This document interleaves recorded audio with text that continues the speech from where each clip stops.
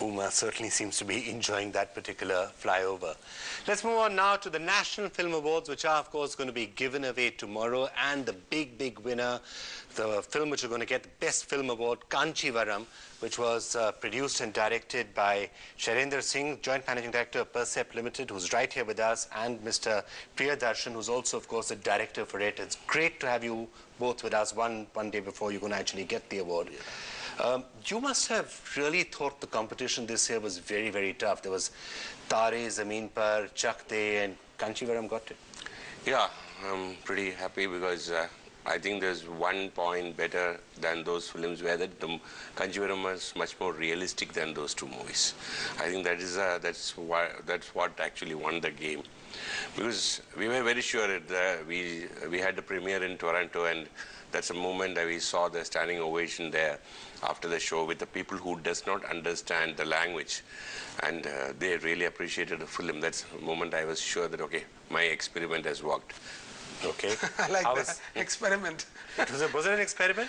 Not really. Not for me. There was serious conviction in the product. But he mentioned Toronto. It was a great experience because they gave us the largest audience for the screening, 946 people. But the interesting part is that it was a paid audience of $50 each. So to get a standing ovation from that audience, we realized that I think we had a product in our hand. And also, I think the essence or the core of Kanchivaram, which is relationships, I think that's a universal language. And the reason Kanchivaram is actually getting all the accolades is the fact that it tackles the issue of relationships. So it got Best Film, it got the Best Actor for Prakash Raj, of course. So it's been a really great day for the National Film Awards. Tomorrow's going to be your day. Yeah, tomorrow it's our Indian Oscar. I think it's fantastic. The rest of the response to the film, look, I think, Mr. Priyadarshan from day one knew the plan of marketing and positioning the film. We went to the international markets, got the confidence of the product, and now the rollout in India. The film will see its release in the first week of November now. Now that it's got all the accolades, there's media interest, there's consumer interest, viewer interest. So now is the right time for Kanchivaram to come out. There's also been a certain amount of political controversy, of course. Some people are saying it's some sort of an indictment of communism. It's the communists aren't delighted about it. Do you foresee any problems in states like Kerala? No, it's not that. Basically, it's a conflict. I believe that the ideology, any ideology fails because the preacher never practices it. That's what I tried to say with Kanchivaram also, where the main protagonist get confused between his selfish life, his love for the daughter and the party. So he finally cheats the party, because I'm not telling that all the communist leaders do that. But basically what I said is that every ideology fails, whether it's capitalism, socialism or anything, fails because the preachers never practice it. But if you are saying that communism is failing in this film, do you foresee trouble? I'm going to come back to my question.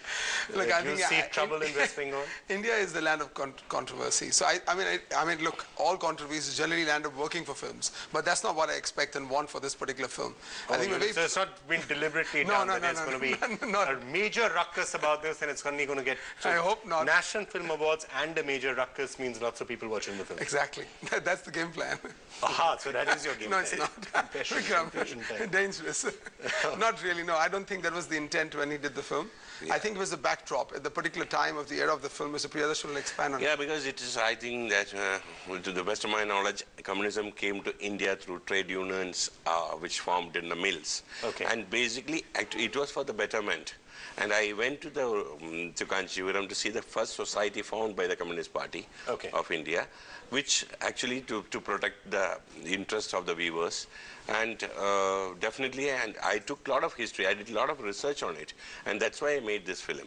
Where the criticism definitely is, I call it my analysis on this. Okay, this is going to have a mainstream sort of a release, or will it be a specialized release? No, I think, unfortunately, we are sort of stuck in a zone where we call such films sort of niche films or art films, which is not true, according to me. I mean, see, a small film like Life is Beautiful, that came out of Europe and went to America and rocked the box office. But the perception in India is that such a film would get a limited release. But it's our intent to get it out there and use the multiplying effect. So people like you watch it and sort of endorse it. Slumdog did it, I guess, so no reason why they should not. But many congratulations to both of you, and enjoy the day tomorrow. It's going to be quite a high, I think, for all the awards. It will be fantastic. So many congratulations from all of us, and we're all looking forward to seeing the film. Thanks. Thank you, Vikram. Thank you.